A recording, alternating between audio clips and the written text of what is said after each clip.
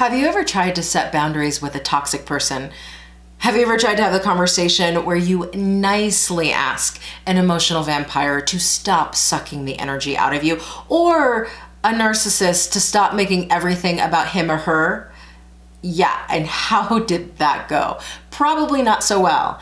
In today's video, I'm going to teach you how to have an effective boundary conversation with a toxic person where you get to clearly state what you need and you also walk away from the conversation getting exactly what you want.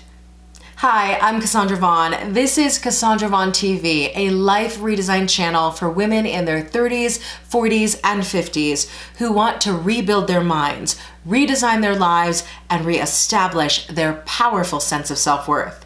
If you're a woman in your 30s, 40s, or 50s and you are ready to rebuild your life, meaning you are ready to put on your crown, to reclaim the throne, and to rule your kingdom, click subscribe and click the bell, and you'll be alerted every time there's a new video, and they'll all relate to you.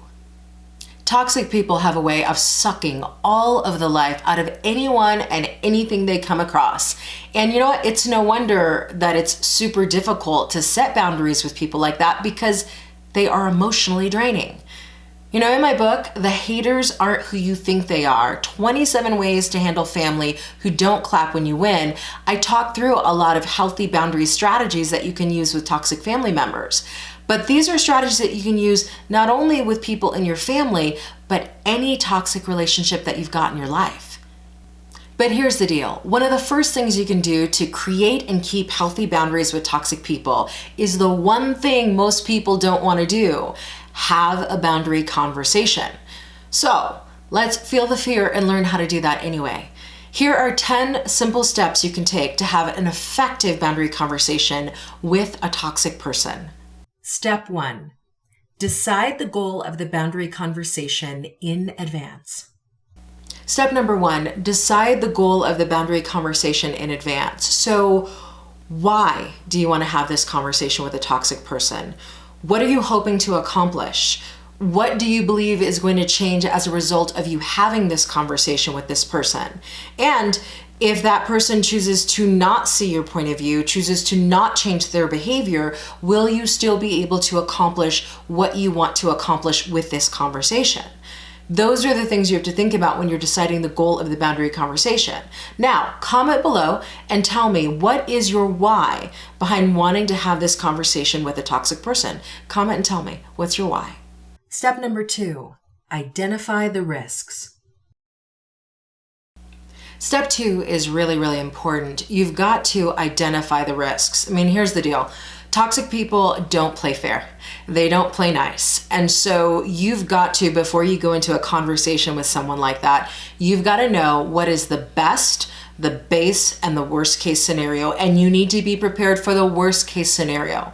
You know, what's the crap they're going to pull? What are the things they're going to accuse you of? What are they going to say? How are they going to deflect? What tactics will they use after the conversation against you?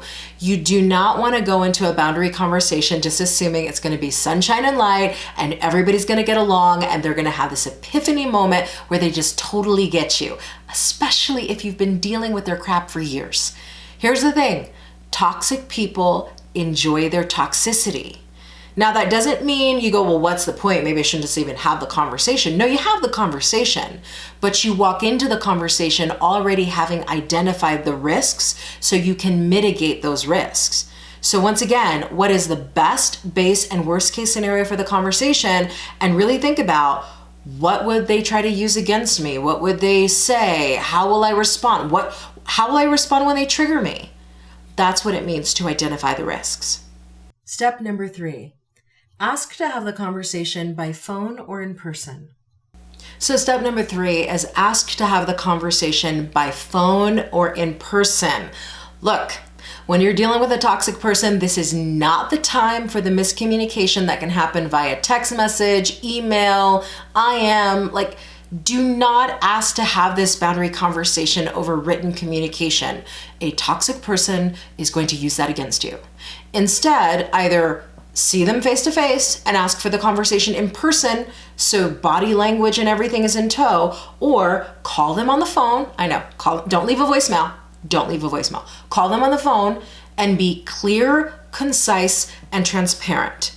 You literally say something to the effect of, something happened between us that I'd like to discuss at length, that I feel really needs to be handled. And so when are you free? Period. You're not even giving them an option. You're saying, when are you free? Now, could they still cause a scene in person or over the phone and yell and curse? Of course they could, because they're toxic. But the point is not how they're showing up, it's how you're showing up. So step number 3 is ask to have the conversation by phone or in person. Now, I want you to comment below, because a lot of people are probably going, if I ask in person or by phone, it is not going to work out too well for me. I want you to comment below and tell me, what do you think is the biggest obstacle in dealing with that person for you to ask for this conversation? Comment below. What's the biggest obstacle? Step number 4, prepare your talking points in advance. Step number 4 is prepare your talking points in advance. So I don't care if it looks nerdy. Have a notebook, have 3x5 note cards, put somewhere in a written format for your viewing during the conversation, what are the specific points you want to cover? Be specific to what happened and your perception of it. Again, this is not an opportunity to go, I think you're toxic and I think you're this and I think you're that and I think you need, this is not about them. This is actually about you sitting down and having an adult conversation where you say, okay, on such and such a date, this is the exchange that happened between us. This is how I felt. This is what I need. Can you give that to me? But you're not going to be ready to do that, especially if that person's going to trigger you, which they'll probably trigger you if you do not write down what you want to cover and stay within the realm of what you want to cover. What tends to happen with toxic people is you try to confront them about something that happened at Thanksgiving and they take you all the way back to childhood. If you write stuff down and you're super specific, you will not let them take you all the way back to childhood. So prepare your talking points in advance. Step number 5, have the conversation on neutral, safe territory. Step number 5, have the conversation on neutral, safe territory, meaning it should not be happening at the toxic person's house. More than likely, it should also not be happening at your house unless you feel that's the only place you're going to be safe. It should be neutral. It should not necessarily be in a public place because toxic people love to cause scenes. And if you do it in the middle of Starbucks, you may not be able to live that down if they decide to act a fool on you. So I want you to think about what would be neutral, safe territory. Maybe it's a toxic sibling and you want to do it at your parents' house because your parents are neutral in the situation. Maybe you want to have it, I don't know, in a quiet part of the park, but they get to bring somebody and you get to bring somebody. I can't tell you exactly where you need to have it, but you do understand what I mean when I say neutral, safe territory. So here's what I want you to do. I want you to think about what that would be for you and comment below and tell me, what are some examples of neutral, safe territory where you could have this boundary conversation with this person? Step 6. Start with the positives. So start with the positives. Start with appreciating the fact that this person showed up for the conversation. Express your gratitude that they were willing to have an open conversation. Begin with appreciation and gratitude.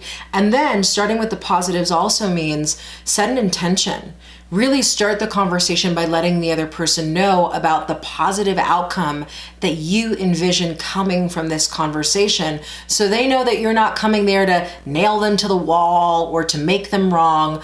Really start off the conversation by feeling grateful for the fact that they showed up, but also saying, this is my vision for what I hope we get to resolve together. Start with the positives. Step 7. Say what you need to say and then say it again. This step number 7, is a really important one.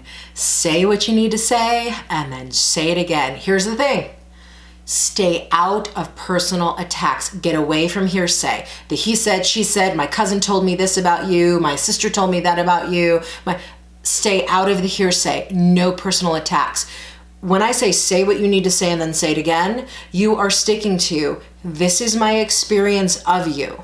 This is what you said to me. This is how it made me feel. There can be no bringing in, even though the toxic person might do it, but you're not going to bring in other things that people told you that this person said. When you're having a boundary conversation, it's because that toxic person violated a boundary with you. So they were present for the violation, you were present for the violation. So in this conversation, focus on the person's behavior, what happened in that situation, and stay out of personal attacks, no matter how tempting it is to call them out on all their shit. So comment below and tell me, what are you going to do to make sure that when you have this conversation with a toxic person, you stay out of personal attacks? Comment below. What will you do? Step 8, ask for what you want. So step number 8 is where I see so many people go wrong in having this boundary conversation. And step 8 is ask for what you want. So many people are ready to confront another person about what that person did wrong. But when that person turns to them and says, okay, I screwed up, how can I fix this? Then the person who asked for the boundary conversation doesn't have an answer. You've got to have an answer for that in advance. So asking for what you want really looks like, what is the changed behavior that you are now asking this toxic person to exhibit moving forward in being around you and being in connection to you? What is that changed behavior? What is it specifically? What does it look like? When you are asking for what you want, you're not saying, treat me better. Like, what does treat me better mean? Maybe a toxic person doesn't know what treat me better looks like with you specifically. So I really want you to think about, in having this conversation, what are you asking them to change? How would that actually look? And how do you request that behavioral modification from them in this conversation? So when you get to that part of it, you can actually be very specific about what you're asking them to change. Step 9, listen without interrupting. Step number 9, listen without interrupting. So you're going to have your say. You're going to set the tone for the conversation. You're going to speak your piece and let that toxic person know what your issue is with them. But then you need to give them the floor. You need to allow them to speak their piece and to say what they need to say. Don't interrupt them. Don't cross-examine them. Just say what you need to say and then give them their turn and let them fully get out whatever it is they're going to say. Now listen, probably whatever they're going to say is going to trigger you. Probably they're going to personally attack you. You're going to be tempted to want to jump into the conversation as they're speaking and defend yourself or attack them, or do not do that. The point of creating a healthy boundary is to also have healthy boundaries around, when I speak, I'm going to have my room to speak, but when you speak, no matter what you're saying to me, I'm going to give you your room to speak. So resist the temptation to get triggered and to jump in and attack. Let them have their space. Let them have their say. Now, is this easy? No. Will you want to just like scratch the desk or the table with your nails as they're talking? Probably. But you've definitely got to be the adult in the room. So I want you to think about how you would handle a situation where you're giving that toxic person the room to speak, and they are using the room to speak not to actually resolve the issue, but to personally attack you. And I want you to comment below and tell me, how would you deal with being triggered as they're talking at you and personally attacking you? How are you going to stay calm? What techniques will you use? Plan this in advance. So comment below and tell me, when they start personally attacking you, what are the techniques that you're going to use to stay calm? Step 10. End the conversation when it A, resolves, or B, turns into a circular argument that's going nowhere. Final step, step number 10.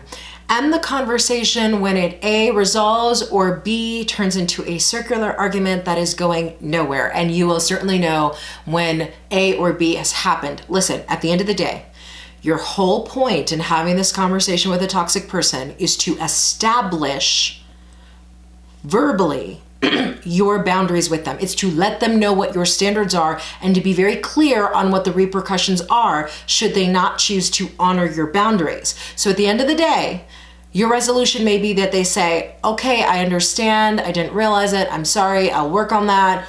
Or It might be that they go to hell. You don't get to tell me how I can act, speak, how, you know how it goes with toxic people. So either way, it is time to end the conversation. A, when it either resolves, which is the best case scenario, or B, when it turns into this circular argument that's going nowhere and all they keep doing is attacking. At that point, you simply need to say, you know what? This is going nowhere. I feel like I've let you know what the issue is. I've let you know what I will accept and not accept. And I've also let you know the consequences of you choosing to continue to violate my boundaries. That's all I have to say. So I'm leaving. And then be done. That's really it. So either it resolves and the conversation ends, or it turns into this circular argument that's going nowhere and you end the conversation abruptly. That's step 10. There you have it, my 10 steps to an effective, healthy boundary conversation with a toxic person.